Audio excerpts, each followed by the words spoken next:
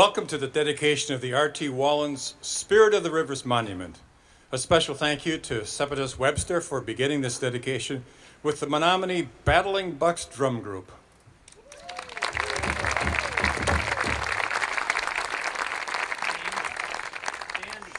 Good afternoon. I'm John Jagaman, and as a longtime resident of the Lakeshore, I'm delighted to be your host and to guide you through this afternoon's dedication ceremony. As a kid running around the clay pits in Manitowoc River, my friends and I innocently played the TV version of Cowboys and Indians, never knowing the rich heritage of our first American inhabitants. So it is high time that we fill in those blanks, our ignorance, and this monument will help both residents and visitors alike to achieve that goal. We'd like to welcome especially our donors and the Spirit of Rivers Board of Directors and other guests, including Tyler Gordon, representing Senator Ron Johnson, Caleb Frostman, State Senator from the 1st District. This monument is a visual display of the coordination of art and history. How did this project get started, become funded, and result in the sculpture we see today? For that story, I'd like to introduce Joseph Metzer, co-chair of the Spirit of the Rivers Board of Directors.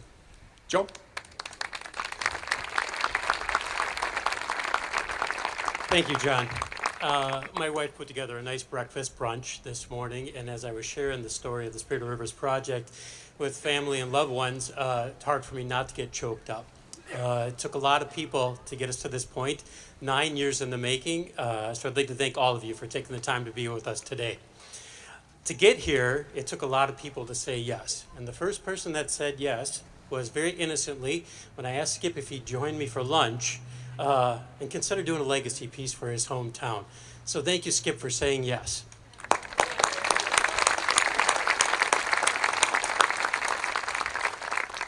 From there, a group of people brought together with different skill sets, different talents, and different purposes within this project, rallied around a vision, a common belief in not only the project, but in the community and the belief in the people that live here and the people that have been here in the past. So with that said, I'd like to recognize the Spirit of the Rivers board members. Would you please stand up?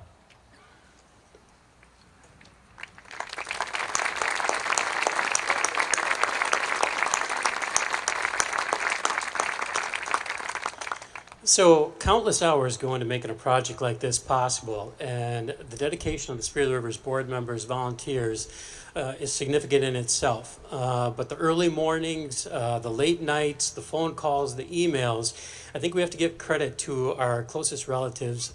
Would you please stand up if you're a direct family relative of one of the board members?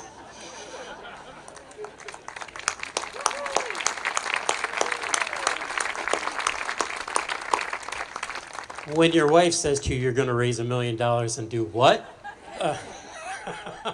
And then still encourages you for the next 9 years. That's a testament to the project and the commitment that people make to support this project. So there another large group of people that need to be recognized are all the volunteers, the craftsmen, the contractors that have gone into making this sculpture possible. Let's give them a round of applause.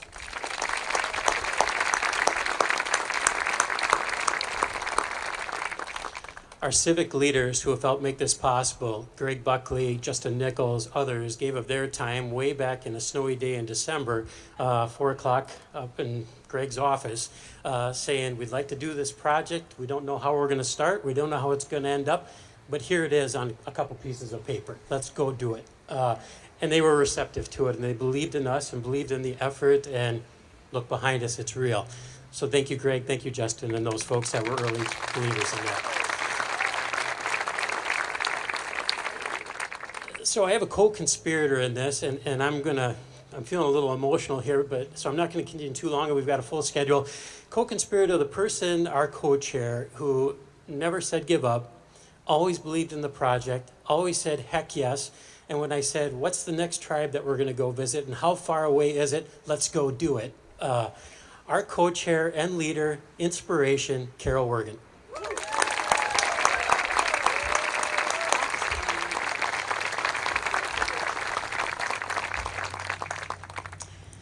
Wow, this is so special.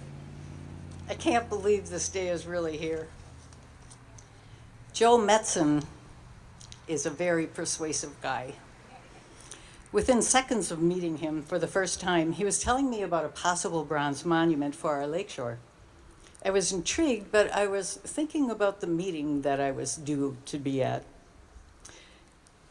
Before I could excuse myself, he slipped 3 drawings of Native Americans in front of me, one of them portaging a birch bark canoe.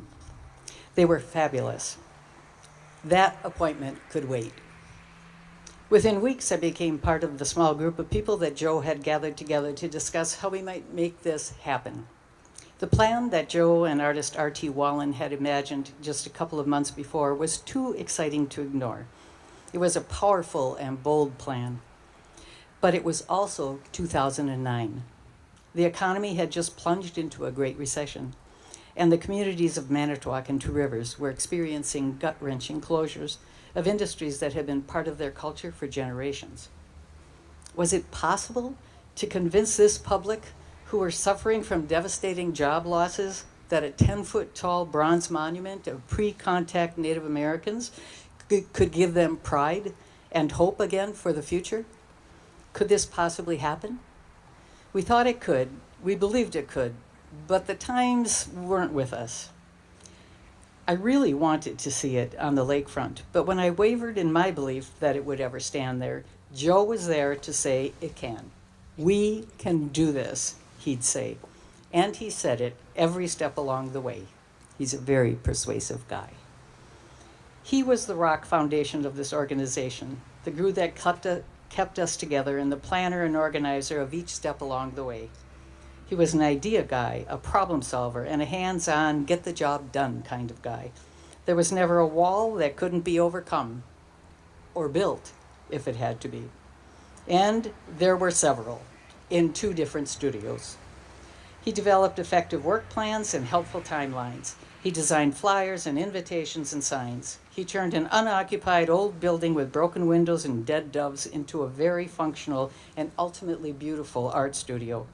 He was a considerate guy who was generous in his praise to everyone helping us, and there were many. It has been a wonderful journey working with Joe.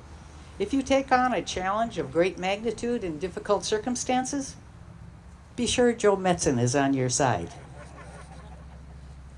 Thank you, Joe.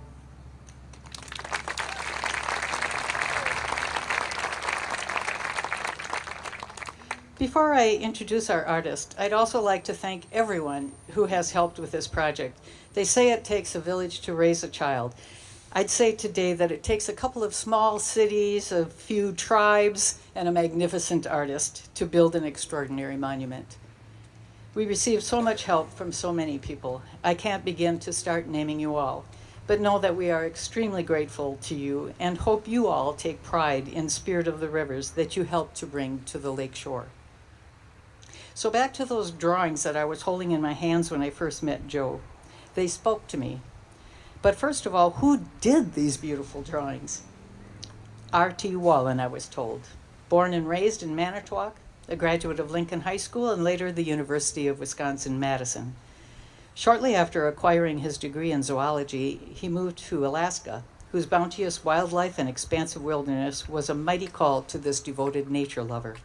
He enjoyed 50 years in that beautiful land before returning to his hometown to create Spirit of the Rivers. Richard Thor Wallen is the name given to him by his parents, Thor and Catherine. In 1942, Thor Wallen was working as a crane operator at the Manitowoc shipyards to help launch the Peyto, the company's first submarine built for the U.S. Navy.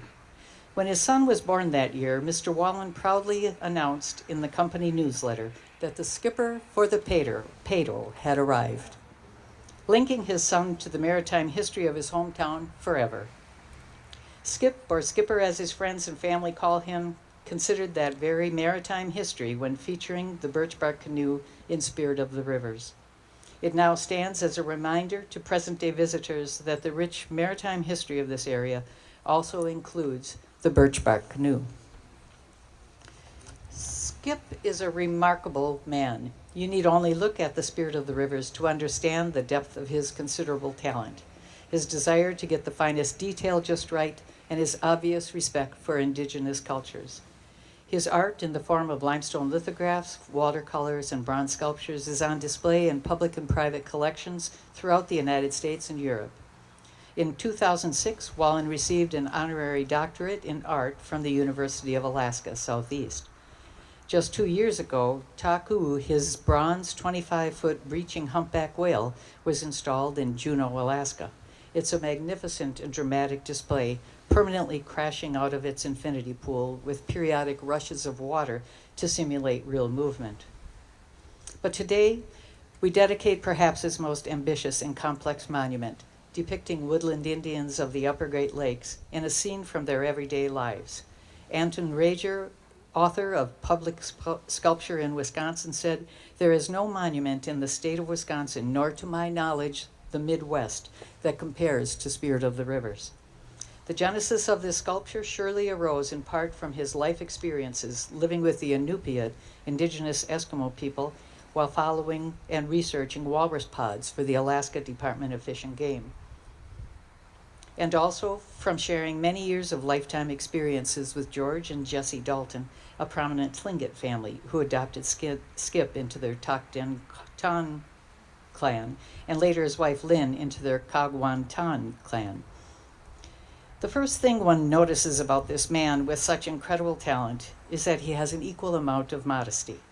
He isn't prone to talking about himself and is uncomfortable with a lot of attention. How's he doing? He willingly spoke with strangers visiting the studio and listened to stories that they brought in with them through the door. Invariably, we'd hear comments that he was so easy to talk to, this man who could build statues.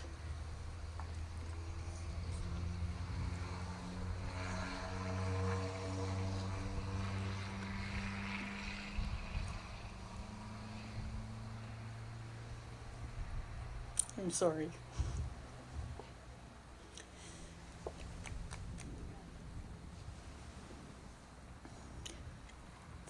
That brought tears to your eyes. He is a man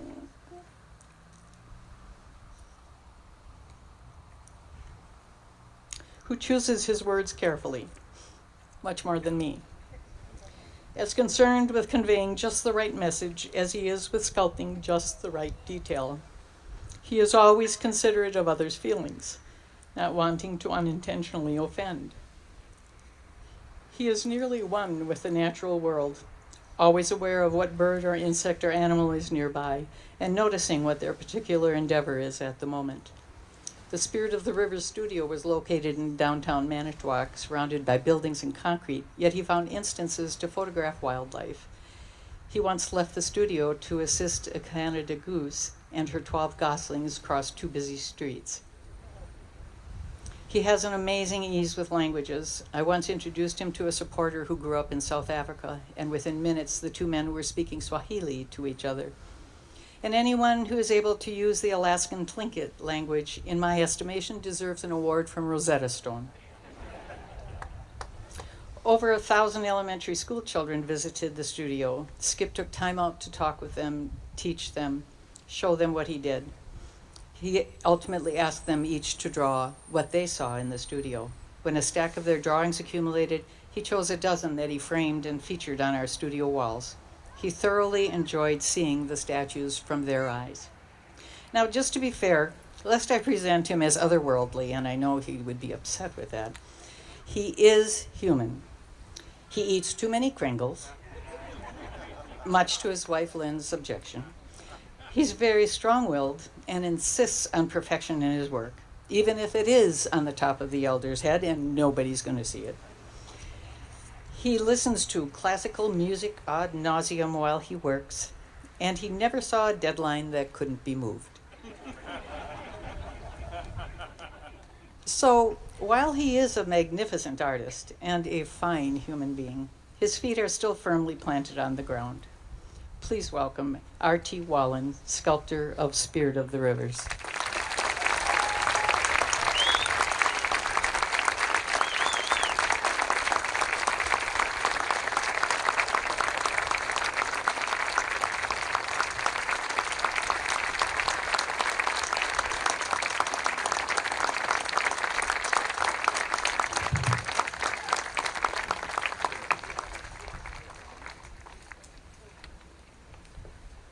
thank you for that.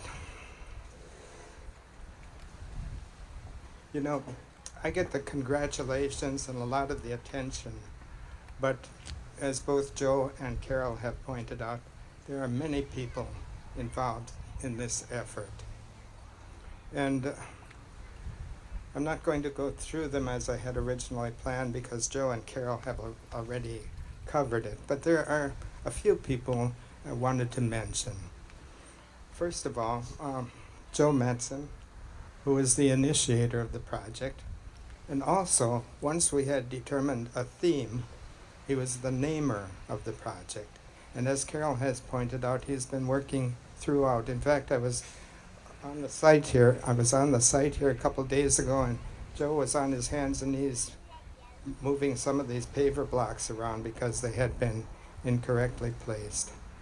And then I want to mention my 3 assistant sculptors. My brother Bob, right here.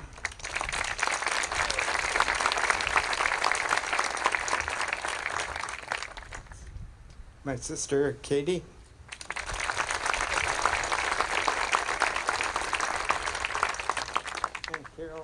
And Carol Wergen.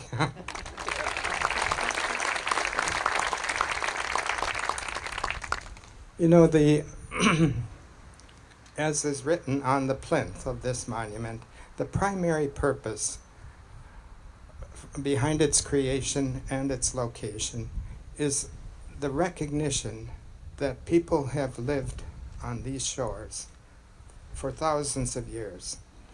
The history since Europeans arrived and their axes could be heard timber on these lake shores is like a thin veneer on top of a deep history of human occupation dating back to the retreat of the continental glaciers. So I think it's time to recognize that and remind us of it.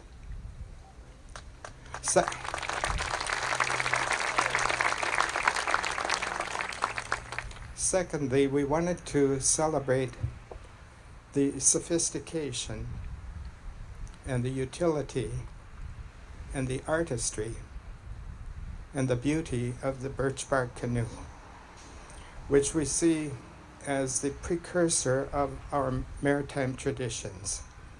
Long before sailing ships and car ferries and submarines were built, the birch bark canoe was serving people just fine to get around the Great Lakes area. And mentioning the sophistication of the design, behind us is a canoe that the St. Croix canoe builders have brought down to put on display. And if we were to put a modern canoe next to it, say a Kevlar canoe, of course the materials would be different, but the design is exactly the same. No improvement has been found to the design of the canoe, which I think is testament to its ingenuity and design. Let's see.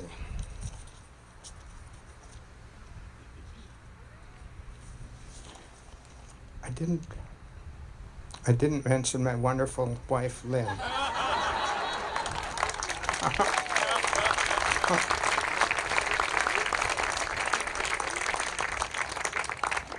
After 10 or 12 of these large sculptures, she's still with me.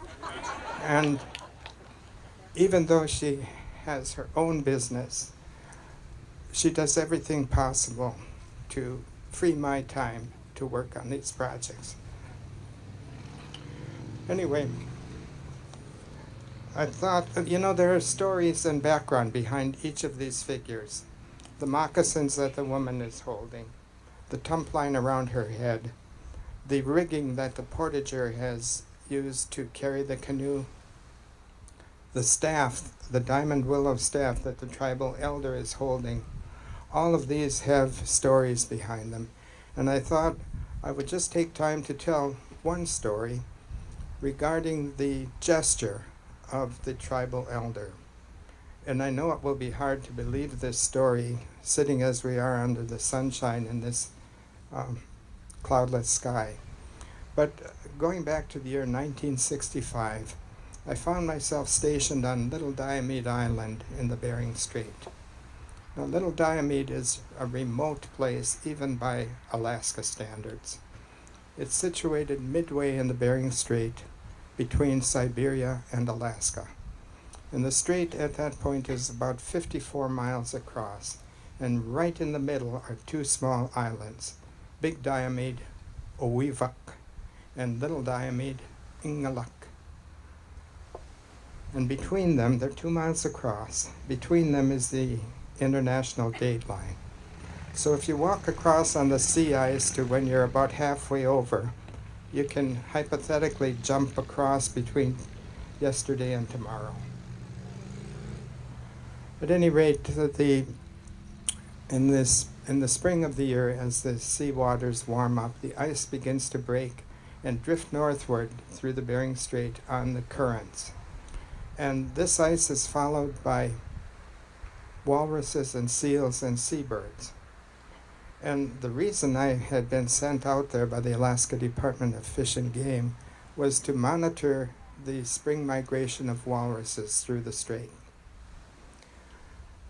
Well, about, I don't know, it must have been several weeks into the breakup, one of the boat crews, we were hunting out of walrus skin boats called umiaks. One of the crews got it in their head, we had killed a walrus, and they got it in their head to take this across to the Alaska mainland to provide meat for friends and relatives. And so we set out in what I thought was pretty terrible weather, windy and foggy and with sleet blowing and sleet falling, and you could only see a couple 100 feet. At any rate, we started out across the strait, and we did have a compass on board. However, there was drifting ice, some of these ice pans a mile or more long, and we were having to drag our umiak up on the ice, drag it across, sometimes a half a mile, and launch it again, and then start out. Well, after that, even if you have a compass, how do you know what the bearing is? I think we were a day and a night on this journey. But we had an elder man aboard. His name was Koyaktuk, and he had a scar running down the side of his face, which he said a polar bear had done in Siberia. But more than that, he was also missing the fingers on one hand. During a rite of passage between boyhood and manhood, he had harpooned an ukruk, a bearded seal, and had gotten his fingers tangled up in the harpoon line, and they were ripped off. At any rate, Koyaktuk was, even though he wasn't strong and wasn't any help in pulling the umiak across the ice, all of the boat crews wanted him on board because of his knowledge. And so, after we would finish dragging this umiak across an ice pan and launching it again, all the young hunters would turn and look at Koyaktuk. And Koyaktuk would look around. I don't know how he did this. I imagine he was sensing the wind. And then sometimes he would take his paddle and float it on the water. And with that done, he would do this gesture. So we followed his direction and across several more ice pans, and we came upon what I thought was another ice pan. But one of the young hunters turned to me and grinned and said, "Shore ice." We had made it across to North America, and the village was about 200 yards from our landing spot. The guidance of a tribal elder, and I feel that the spirit of Koyaktuk, at least in my mind, is in this bronze. And by extension, is the spirit of all tribal elders. And by even further extension, for all of us, because we're all on life's journey and we have portages to cross. I wanted to end by saying thank you in Tlingit, Gonoth Shish Oya, Gonoth Shish. And I'm wearing a vest here that my Tlingit mother, adoptive mother, made for me 40 years ago. Thank you all. The arts are a creative pursuit. Music as a performance can increase the sensual appreciation of a piece of visual art. David Burjois, a local music teacher and performer, has written the song Spirit of the Rivers. David will perform this song accompanied by elementary students from the Manitowoc Public Schools.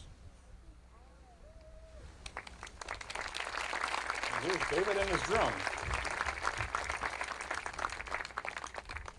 Good afternoon, or should I say great afternoon. My name is David Burjois. I'm a music teacher here in Manitowoc, and I really was excited about this project. I wanted my students to know about it. I wanted them to honor the sculpture and respect it before it was even put into place. And so I wrote this song to go with it because one day I had the opportunity, one of my classes was on a field trip, so I combined that with my lunchtime, and I quick ran over to Skip's studio and took a bunch of photographs of the process of them making the sculptures. And it was a special day because Skip's sister and brother were there as well.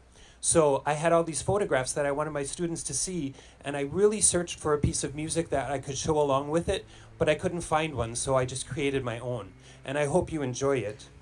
And I'm going to ask for your help in this. The native people that lived here heard the Great Spirit talking to them through the water. So in the beginning of the song, I want your voice to whisper like the water rippling over the rocks. So when you see me do the sign language for water flowing, I want you to whisper 3 words: Manitowoc, Two Rivers, and Nashotah. You can do them at any speed you want, and you can mix them up however you want. But I really want to hear all your voices like the water rippling to the lake. And that's the way the song ends as well. So the song comes full circle. So let's practice that. You can say Manitowoc, Two Rivers, and Nashotah in a loud whisper so all your neighbors can hear you. Manitowoc, Nashotah, Two Rivers, Manitowoc, Nashotah, Two Rivers, Manitowoc. Excellent. So that's how our song starts and our song ends. And my kids are so hot and so bitten up by mosquitoes. I'm so proud of them for sticking it out. These are 1st, 2nd, 3rd, 4th, and a couple of 5th graders from Manitowoc Public Schools.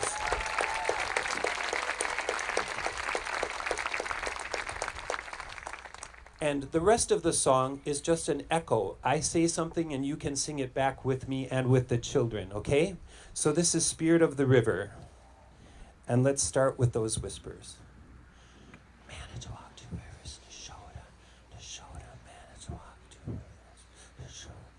Spirit of the river, Spirit of the stream, Spirit of the shoreline, Spirit inside me, Spirit of the water,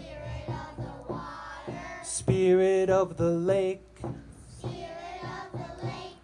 Spirit of the raindrops, Spirit, you are great, Spirit of the seasons, Spirit of the sky, Spirit of the starlight, Spirit by and by. Wisconsin trees are sacred, for will give their best, gather from the forest, north, south, east, and west. Cedar for the framework, birch bottom and sides, spruce roots bind together, pine pitch keeps us dry, spirit in my paddle, Spirit in my arms, Spirit in our history, History is alive, Spirit of the river, Spirit of the stream, Spirit of the shoreline, Spirit inside me, Spirit inside me. Manitowoc, 2 rivers in the shore. Manitowoc, the shore. 2 rivers. Manitowoc, the shore.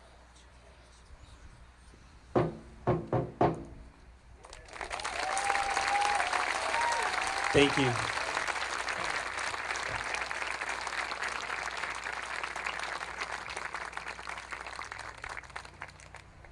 Thanks, David. Thanks, kids. It was excellent.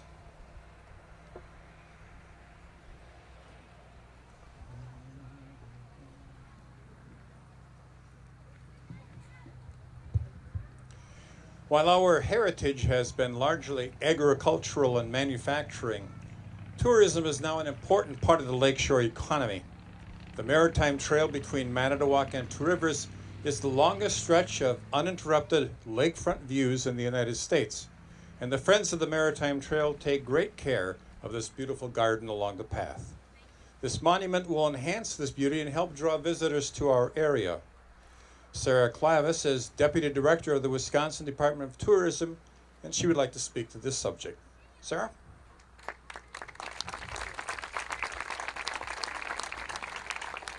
Good afternoon. I'm overwhelmed sitting here with all of you on this beautiful shoreline of Lake Michigan and realizing how lucky we all are to live in this great state.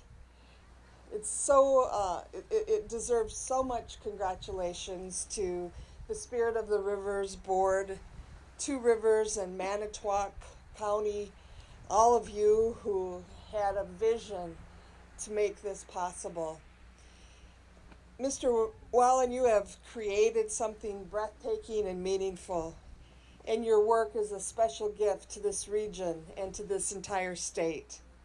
It's such a privilege for me to be able to tell all of you that at the Department of Tourism in Madison, we will do our part in helping to promote it, to bring this vision to life for those who live here and for all of those who vacation here.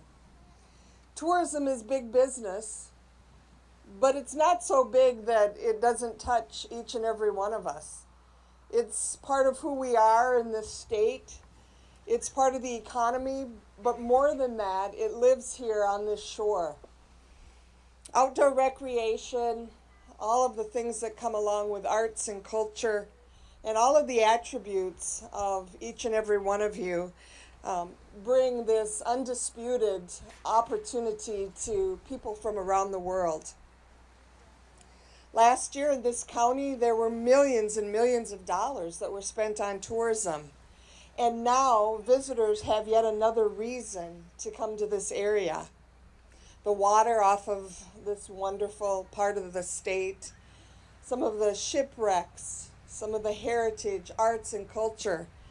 But more than anything, it is the values that all of us place on sharing what we know and love with people who want to enjoy it too. The allure and the richness of this area dates back to the very first Native people who called it home. The Spirit of the Rivers Monument is a tribute to that Native American history in the Great Lakes. And we know through our research that those are two of the most important things that people want when they visit in Wisconsin. And so on behalf of the entire staff and Secretary Stephanie Klett, we thank you for what you've done to give us yet another opportunity to promote this great state. And in return, visitors will come here and realize what a wonderful jewel you have in this part of the state. Thank you so very much for your work and for your vision.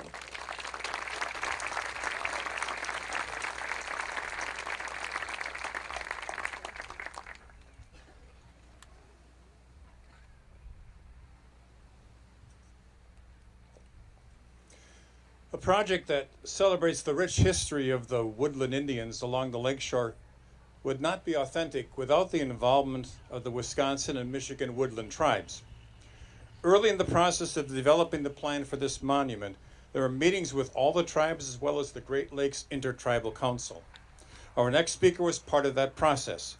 Please welcome Christina Danforth, a member of the United Tribe and president of the Native American Finance Officers Association.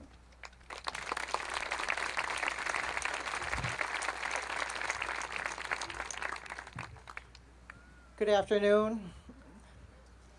Gwalagani ni Yungets, Otahioni ni Wagedaloda. My name is Tina Danforth. My real name is Christina. Many people know me as Tina. My Oneida name is Gwalagani.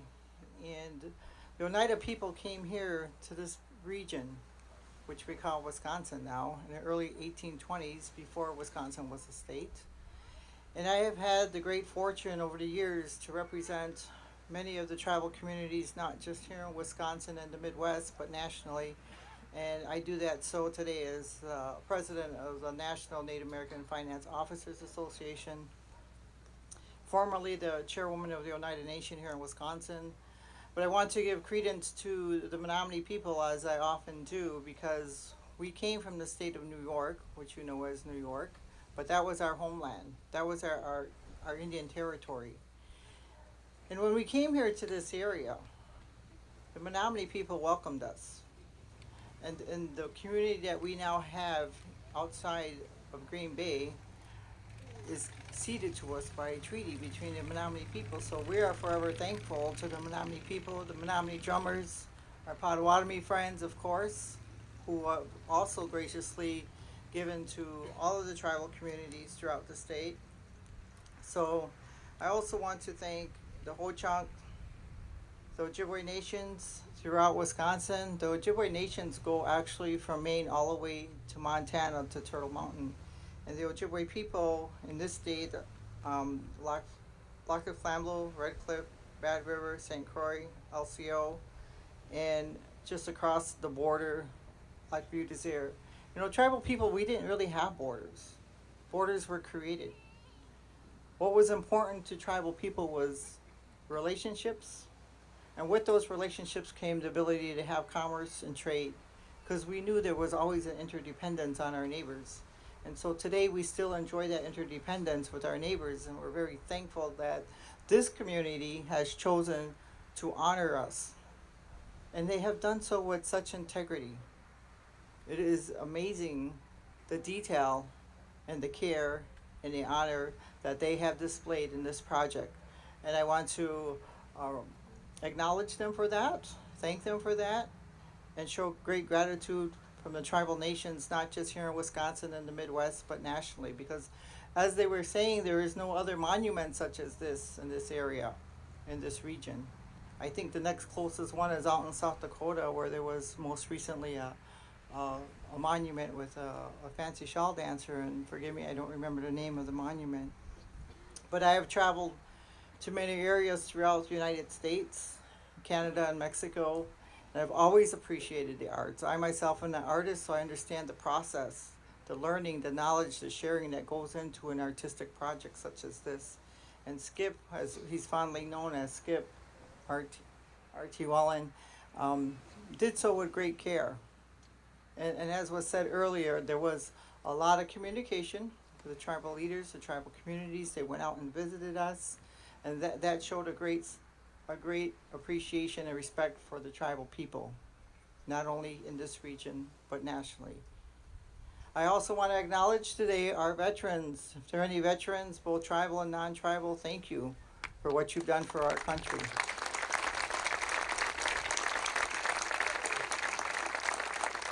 I would like to also acknowledge if there are any elders. I know I see Loretta is here. She's a former tribal leader and elder in our community, but thank you to all the elders that are here, both tribal and non-tribal, for sharing your knowledge with us as young people.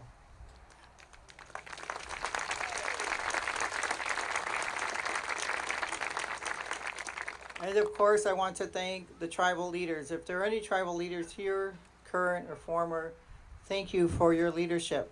Thank you for taking care of our communities.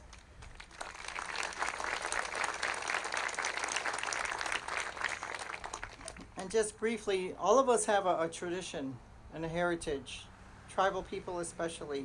A lot of our traditions, a lot of our culture is passed on orally through our songs, through our language. There are 567 tribal nations, tribal sovereign nations federally recognized. There are even more because there are some that are state recognized. But each of us have our own uniqueness, our own culture, our own language, our own songs, our own stories. And so I want to acknowledge all the knowledge keepers who passed on this information and our stories to the generations. And the Potawatomi, of course, people in the keeper of the fire, the Iroquois people, the Ho-Chunk people, they're known as the sacred language. And language is sacred because it is our ability to communicate and share knowledge, share stories, share compassion for each other through words, through song, through ceremony. And so I'm very thankful and honored to be a part of this ceremony today, this dedication. Thankful for the lake and the water and the cool breeze. Thankful for all of you for enduring the sun. And thankful for the life. The giver of life is water. We are made up of water. And so the spirit of the rivers represents that as well. The water, as Skip had described in his journey through his life and what he has dedicated himself to represent the spirits and the culture of indigenous people of North America, of the United States, that has a boundary now with Canada and Mexico. Like I said, we never had those boundaries. We were a giving people, and we helped one another. And so I want to thank you all in this community for doing such a wonderful thing. This wonderful dedication and recognition and acknowledgement of indigenous people, the woodland people especially in this region. Thank you. I think it's also significant of what I want to describe as an opportunity for healing. Healing is important, and it comes with knowledge. It comes with acknowledgement. Healing comes with the acknowledgement of the truth. If we acknowledge the truth, we can begin that healing process. So I want to thank you all today for coming and joining together and helping be a part of the healing process that is dedicated to this beautiful monument, to the woodland people, to the people of the rivers, to the people of the waters, to the people of the lakes. Thank you so much for your acknowledgement and for the dedication. For the spirit of the two rivers will begin that journey for all of us. Yawango.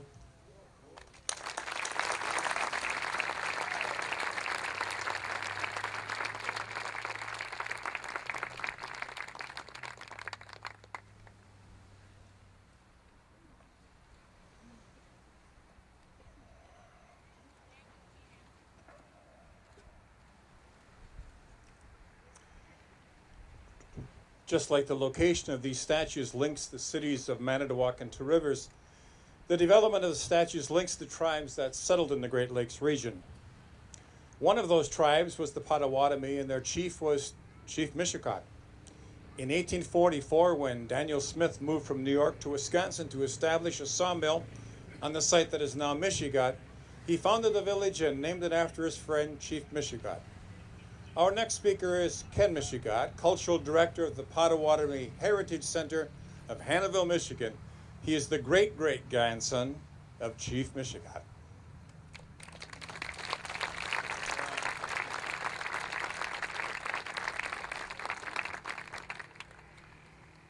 Sorry, Earl, I didn't mean to take your job. Bushu de Quemok, Nikanis, Denwe Magnadok, Ni Nishnabe no Swin, Ogima Makwa, Nense, Ken Michigan, Hannahville, and Dochbaya. Over 200 years ago, and possibly more than 600 years ago, the non-natives arrived, or before the non-natives arrived, those words spoken in Potawatomi would have resounded over these waters, up and down these shores, through the virgin forests, in and around the small inland lakes, around campfires, and along the pristine streams and rivers here in what is now known as the western shores of this great lake. Good afternoon. I am Ken Mishigad, or should I say Ken Mishikat, Tribal Chief of the Hannahville Potawatomi, located in the Upper Peninsula of Michigan, not far from here. I have been the chief of my tribe for 31 years, and I'm very honored to be here today. My great-great-grandfather, Chief Mishikat, also known as Nayatushing, once traveled along these shores, these lakes, and these rivers. He must have marveled at the abundance of game and fish on the land and in these waters. Life was good in their village at Black Earth. Our ancestors settled here not as casual visitors or explorers, but as refugees from the Trail of Tears set upon them by the federal government. They came upon these lands and saw that it was good, and it remained good for a very long time. They lived in peace and became friends with other settlers who came here seeking a new life in these new lands. But the clouds of discontent would soon hover over their heads again, and soon our people would travel even further north to one of the final settlements of the now scattered great nation of Potawatomi. Although our Potawatomi nation is now scattered all across North America, from Michigan to Kansas, Oklahoma, Wisconsin, and into Canada, we are still a nation of one. We currently number in the tens of thousands, all descendants of the original inhabitants of our ancestral homelands of northern Ohio, Indiana, Illinois, southern Michigan, and of course southern Wisconsin. The Potawatomi and the non-natives have had at times a dark and storied past, and although our past may have been one that was separate and distinct, today we can say that as participants in the human experience, we know that together we can grow to be a far greater society of one people rather than separate villages. Today, our paths cross on a daily basis, and together we nurture and feed our communities as though we are one. We surround ourselves with talented people from both sides of the river, so to speak. We share with each other the rich cultures of our ancestors and forebears. We live and learn from each other's past so that as good neighbors will not repeat the mistakes of those who came before us. So as we celebrate the first known settlers to this area, the Potawatomi and the other tribes, nations of proud people, we know that as keepers of the fire, let us come together to shake hands once again as friends and partners to strengthen and grow our respective communities so that we can continue to move forward in peace and in goodwill. Today I congratulate and say miigwech to the Spirit of the Rivers Monument Committee and to the Spirit of the Rivers Fundraising Committee for your foresight and fortitude in erecting this marker and the monument to the Potawatomi. Also to RT for your talent, your vision, and your skills. May it forever stand not only as a tribute to the past inhabitants of this area, but also as a permanent reminder of the friendships our nations shared long ago. And if our generations does it right, it will be a permanent friendship that will continue to be shared far, far into the future. Aho miigwech.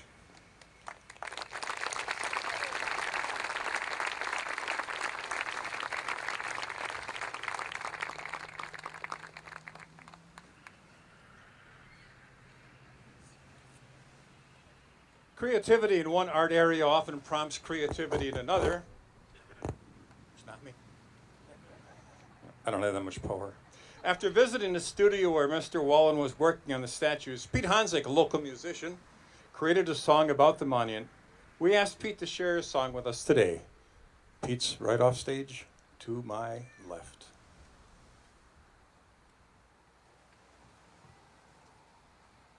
It's also entitled The Spirit of the Rivers.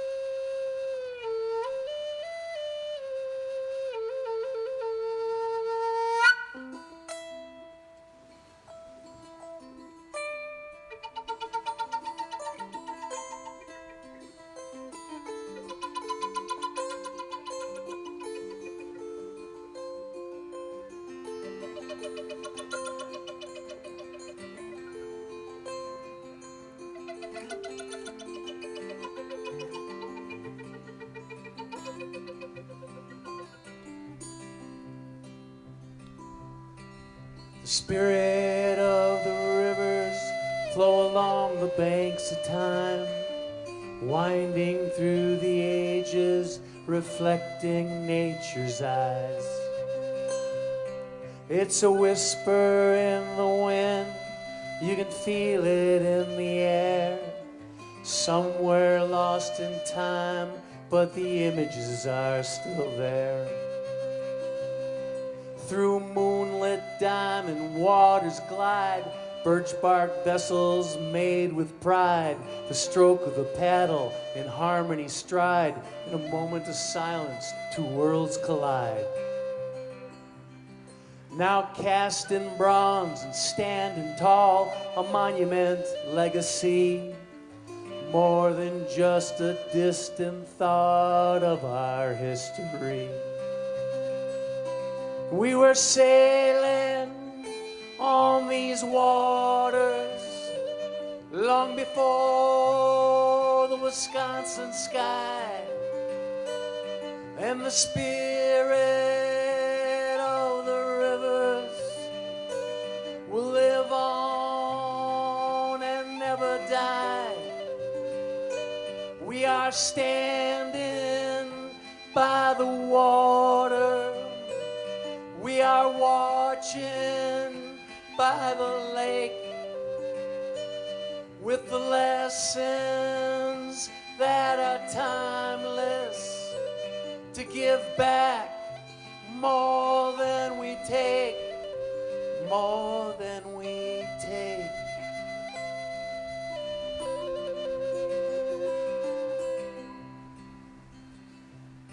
And when we reach those distant shores, make that portage and many more to modern day societies that become the past and the next folklore.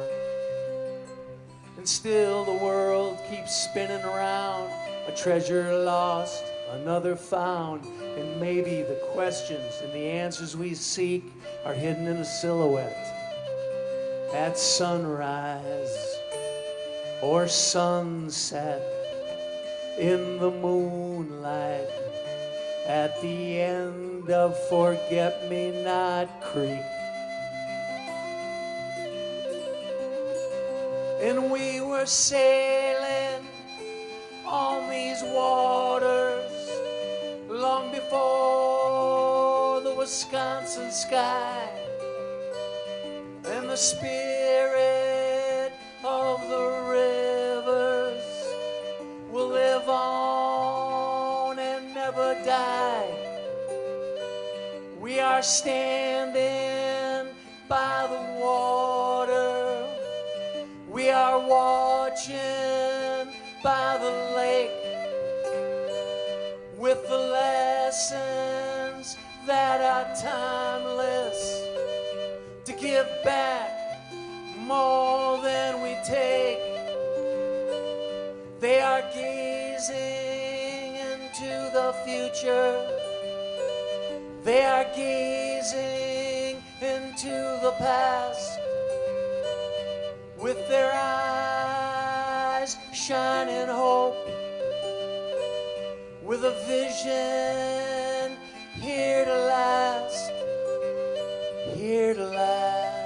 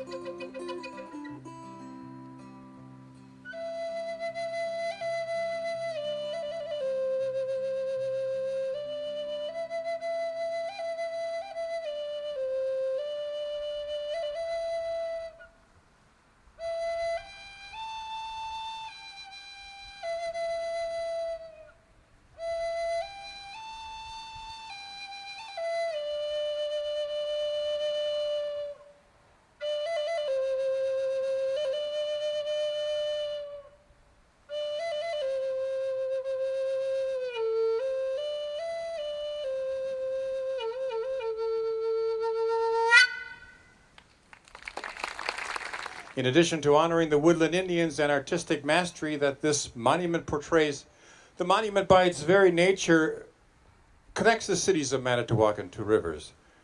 To speak to this impact in our communities, please welcome the Mayor of Manitowoc, Justin Nichols, followed by the City Manager of Two Rivers, Greg Buckley. I don't know how you follow Pete. First and foremost, thank you all for being here today. This is great to see so many people during a Packer game show up as one community for something that truly is spectacular here on the lakeshore.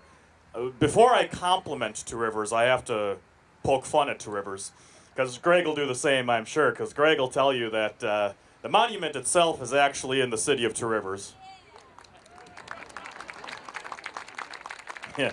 All right, we got the Two Rivers people sitting up front. But if you look at the monument, they're walking toward Manitowoc.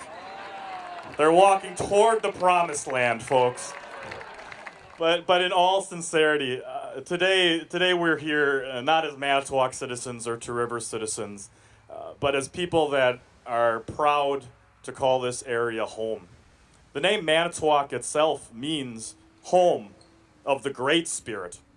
And today we get to honor, respect, and remember those who came here first, who made this place that we now can call home. I have to thank the committee, Joe, Carol, and everyone. I remember it was 9 years ago, a meeting at Tom Van Orn's office. I was a little younger and a little thinner back then, but it was an idea. It was a vision. And it always started with respecting our heritage and respecting and remembering why we're here today. It's beautiful living along the lake and along these rivers that we can call home. But there's a reason that people came here, for commerce, for livelihood, for whatever.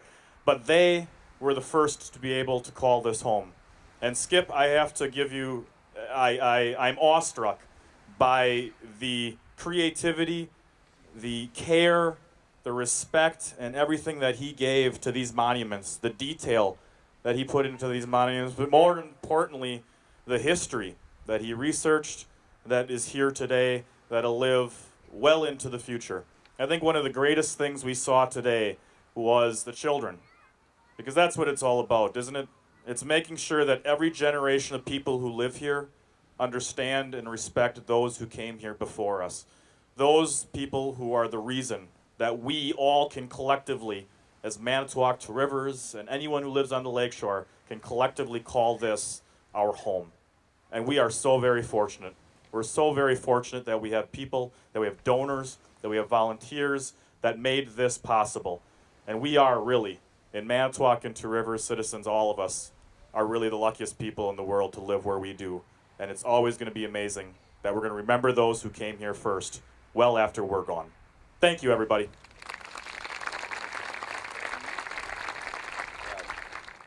Today we celebrate a dream fulfilled, a vision seen through to reality. 9 years since that discussion with artist R.T. Wallen and Joe Metzen, that sketch on a napkin in a local coffee shop has begat this amazing monument that we celebrate here today.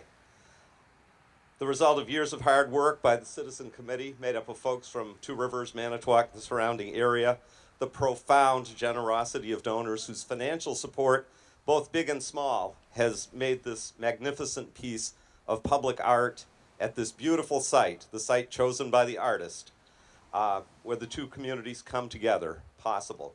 Here along Mariner's Trail, till now the best thing the City of Two Rivers and City of Manitowoc have ever done together. Something new, a great addition to our already magnificent Lake Michigan shoreline, new yet timeless in its tribute.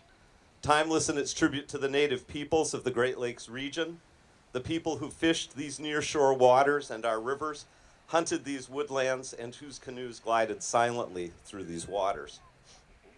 Timeless, as we've heard, in its tribute to the birch bark canoe as a mode of transportation that opened the great heart of the North American continent to exploration and to trade. For centuries by these native peoples, and as artist R.T. Wallen pointed out, only in very recent history by the French-Canadian voyageurs and others who have since plied these waters of the Great Lakes and their connecting waterways. Long before the age of sail, long before the age of steam, and before the variety of vessels from fish tugs to car ferries to mighty Great Lakes freighters that now ply these waters. And living on the shore of this freshwater sea in these modern times, even with all of our modern conveniences and our technology, we're nonetheless in awe of this lake, its beauty, its majesty, and the natural power of these waters. So when we pause to consider this amazing place where we live, this place where the water meets the land, where the magic happens, we can't help but feel a sense of kinship with the native peoples of the Great Lakes, the people who have come before, and whose innovative use of natural materials to feed, clothe, shelter their families, and to venture forth on the waters of these lakes made this all possible. If you go to the Spirit of the Rivers website, they term the birch bark canoe an elegant technology. And you know, we're so into our modern technologies and nanotechnology and all of that, but the sheer elegance of combining 4 natural products into a craft that could ply these waters and again open up the heart of our continent is truly amazing, amazing and humbling. As a community, we look forward to seeing this great monument in all weather and in all seasons. The silhouettes of these native sentinels as the sun rises over the great water to the east, whether a gathering white light or red sky at morning, shrouded in fog, mid swirling snow, in darkness with the full moon rising behind, or in the bright light of day. We thank you, R.T. Wallen, for the ongoing inspiration this monument will provide, not just for us, not for those of us just who see this monument, this lake, in our daily comings and goings, but also for the tourists for whom a visit to the Spirit of the Rivers will mark a highlight of their visit to our community. So, summing it up on behalf of the City of Two Rivers, where the Native Americans are, they've been to the beach, by the way, Mayor. They're headed back to Manitowoc. That's okay, they'll be back tomorrow. On behalf of the City of Two Rivers, please accept our profound gratitude to the artist, R.T. Wallen, to the Spirit of the Rivers Committee, again to all of the donors and supporters who made this magnificent monument possible. We pledge to be good stewards of this ground and of this most magnificent monument, this timeless tribute to our great lake and the people who have made their lives on its shores and on its waters. Thank you so very much.